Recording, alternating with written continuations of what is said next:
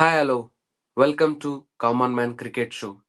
In this show, we will discuss and analyze about T20 Squad, which BCCI announced recently to play against England for 5 T20 matches. So, before jumping into analysis of that squad, let's welcome our panelists Rajesh and Prasanna to uh, the analysis squad for analyzing T20 squad of Indian. Welcome to the Hey, show, Rajesh and Prasanna. hello, Hey, bro. thanks, Hey. Prince. So, the big name, the like first thing we have to talk about Mohammad Shami. Mohammad Shami entered into T20 squad. So let's talk about fast bowlers first. We have Shradeep Singh, Shrit Rana, and Mohammad Shami. These are the three fast bowlers. So, what you guys think? Mohammad Shami. My first thought will be, is it fit for Mohammad Shami in T20? It is no brainer, right? He's one of the best guys on par with, I would even call him on par with Bhuvi Bumrah because he's been totally like underplayed so far and is not given due credit. I'm so happy to see him. He can lead, he can be the lead bowler for us. Like he should be leading the bowling attack because the other rest are relatively inexperienced. Arshdeep is really good, but Ashit Rana and of course Hardik Pandya is there. So I think he should be leading the bowling attack and this is long time coming. I'm really happy that in spite of all these injury concerns, he's back. Totally justified. So, Rajesh, what do you think? Like, I mean, for me, like Shami will be like one day and test. How first thought is like whether he's suitable for T20. Yeah, I am aligned with your thought process as well. I would have thought he's a very good red ball bowler in white ball cricket, and especially in T20 is not that effective. And the absence of Bumrah will be, to an extent, be felt. I mean, he's a very good. It's very good is a very you know subtle way to tell that his absence is going to be felt, and it's a big shoes to fill coming back from an injury. I'm looking forward to see him perform well, but yeah, I mean this bowling attack does not seem promising, to be honest. Harshdeep Singh has done well, but yeah, there is an X factor missing, which is Bumrah for me. Yeah, definitely Bumrah will be X factor for all the formats. So, when it comes to spin department, we have Ravi Bishnoi, Varun Chakravarti, and the surprise from the definitely it's a surprising for me, Washington Sundar. So, all of a sudden he's into the squad. Maybe like T20 squad, I should say. So the inclusion of Washington Sundar is purely because of his batting abilities, I believe. I'm not even sure if he's going to play because given that they have chosen Akshay Patel as a vice captain, he's sure to play. So you already have a left arm off spinner playing in the squad, and you only have one of the two options between Varun Chakravarti and Ravi Bishnoi, who both are into leg spin, and I think Varun Chakravarti will take an edge there. So it is very little chance that I see Washington's on the playing in the 11. Uh, so given with the uh, bowlers like Nitish Reddy who will get an opportunity as well, they'll probably choose three fast bowler, two spinners, and one or two. Maybe Hardik Pandya is also there. So there are two all rounders already there. The squad will be balanced between the bowlers. It's possible that even Harshit Rana might not get to play because if they want to balance it, they may have to leave off one of the bowlers. Um, uh, Washington Sundar is probably a 12th or 13th man. I don't see him playing in the 11. How do you see Prasanna? I totally agree with Rajesh because since Axar is has become VC, I don't see Sundar. I see him as a kind of backup with a good batting option.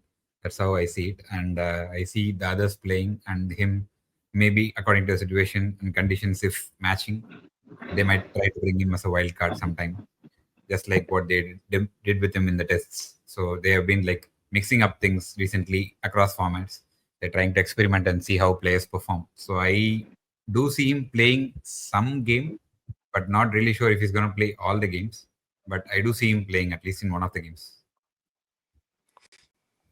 Yeah, if it is only for, I mean, batting capabilities bringing him into the squad, there are like lot of all-rounders. I mean, nowadays we are able to see Riku Singh. I mean, he can spin and bat.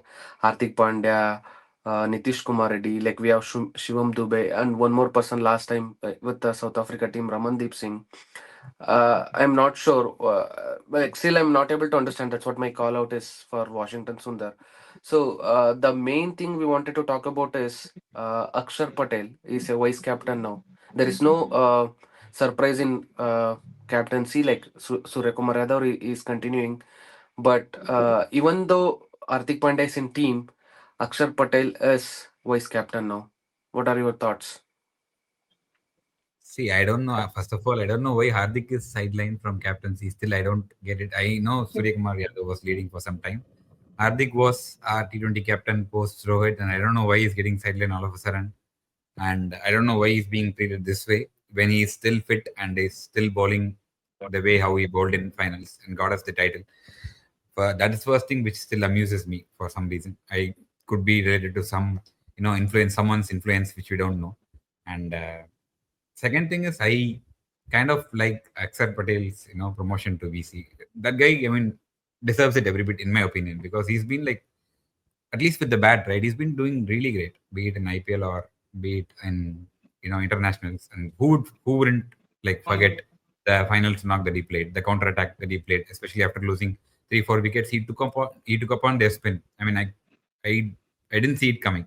Then he took it heads on and he changed the game. So that one innings, proved who he is as a batsman. So it's totally justifiable that he has earned it. But only thing which I'm still not, you know, gotten over is Hardik Pandya's demotion. I'm happy with Axar's promotion, but not this demotion. I Yeah, I absolutely mean, agree with every word you said there. Akshay Patel, I haven't seen him taking up the leadership role, so it's hard for me to come to a conclusion on whether it's a good approach or a bad one. But Hardik Pandya has proved himself, and somehow I feel that I don't see a justification on why this decision was taken.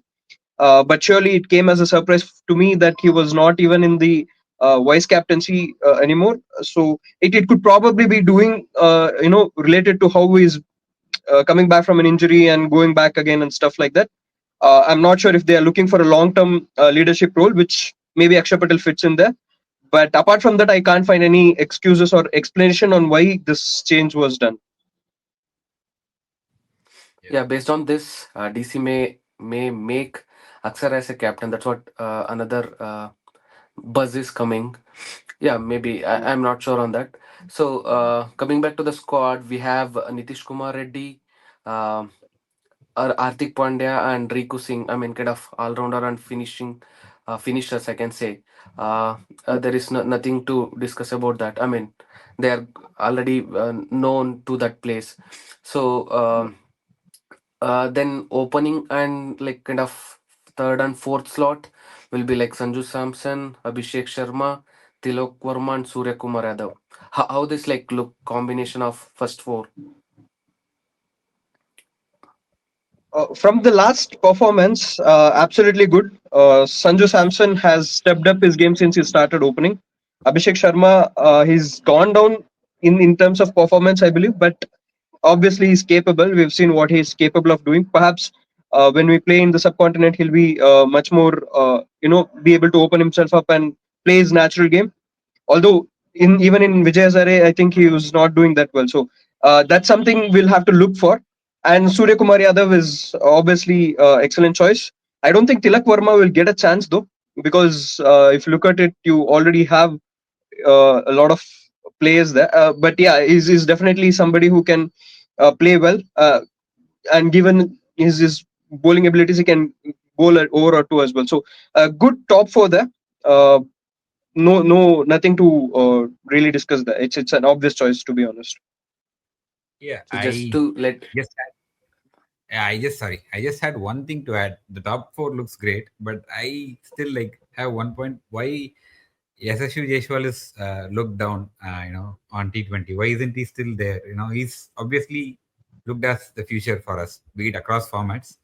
I don't know, like we haven't seen him in international T20s much, but he should be given chance, given how he's performing, given in tests in conditions like Australia. You see how he's taking on bowlers like Stark, Cummins, and all that.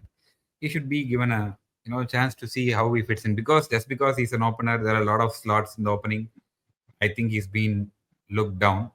That could be okay if they are talking like Gill or someone like Raj, someone like that, because who are not a great striker of ball, but he can be our next next Sehwag, or even better than Abhishek Sharma.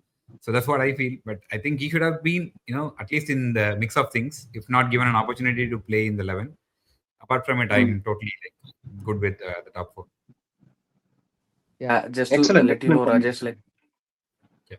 Tilak Kurma Yeah. is the one he made 3 centuries back to back, two in South Africa and the third one in SMAT.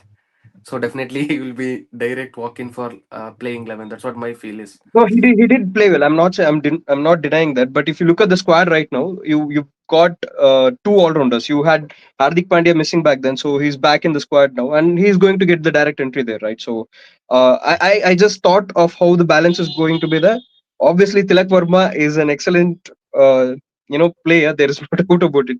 Like you said, he has proved himself in the South Africa series, but I don't know how they are going to fit all these players in, because they are all good, and you will have to let go of some good players to fit them as well. So that balance is somehow going to be tricky for me. Yeah. Yeah. So any thoughts about the exclusion of other players like yeah, SLC Jaiswal already we have talked about Gill, uh, maybe like who else? Kuldeep Yadav missing because of the injury. Uh, yeah, Yeah, I think Ramandeep Singh. players. I have two players who, I mean, majority might not agree, but I want to see them in 15. I want Rajat Patidar and Chahal to be there, at least if not in the 11, but in the 15, because we know what Rajat can do, and he's looked as one of our futures for our franchise RCB, and he can take on spin in any conditions. He's really good middle order batsman, and also sometimes can play in top order. A good prospect to build upon. And Chahal, that's a mystery. Why Chahal is not there? It's even more bigger mystery than Hardik Pandya not being the captain. No one can answer, or no one has the answer. Only thing what I can figure out is he doesn't have a good PR. That's why he's being looked down. I don't have any other explanation of anyone leaving out Chahal in any team. He has gone for 18 crores now, and then he is not even in the team. Just imagine. That's just Yeah. my opinion. Anyone from If your you end, Rajesh?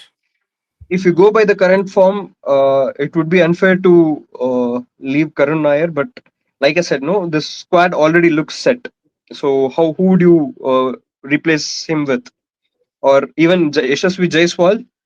Given that Abhishek Sharma, he's not done it well in the international level yet, but he has proved himself in IPL. So he's a promising player. Yashasvi Jaiswal is probably understandable because he might be rested because he's had a long tour, and he's probably worn out because of that Australian tour.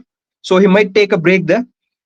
Maybe that's the reason for his exclusion. But you know, Karun Nair is in excellent form. You see his batting. He's pacing his innings in both the phases. Like when you're playing a middle phase, is rotating and is taking odd chances. In the end, is smashing everybody around. So obviously, it's not like to like comparison with international cricket, but he's in excellent touch. So you have to, I mean, there have been many occasions where people like I believe it was I'm not sure exactly, Rahul Tripathi, I think he was in excellent form. There was Sheldon Jackson who was acing everything, but you had to let them go because there were other players occupying the places. So I understand the squad, but it's hard to replace anybody here. The squad looks good to me. And to be honest, over the last few years, the only format of the game that we have done well is T20I. So I wouldn't change a lot there, and experiment there as well. That's a good point. Definitely, Karun for me, like Karun Nair, name will come in the upcoming one day series because he's playing Vijay Hazare. Hopefully. I mean, for me, like definitely his name will be there in the squad selection committee, whatever. So these are our squad analysis for the upcoming T20 between India and England. It will be very exciting because even England squad looks great. So excited to see how they are playing against each other because they are very strong contender for this kind of format. So please like, share, subscribe. If you're liking our video, you can be part of our panel as well. So just let us know by comment. Thank you all. Thanks for the watching. Thanks, everyone. Thank you.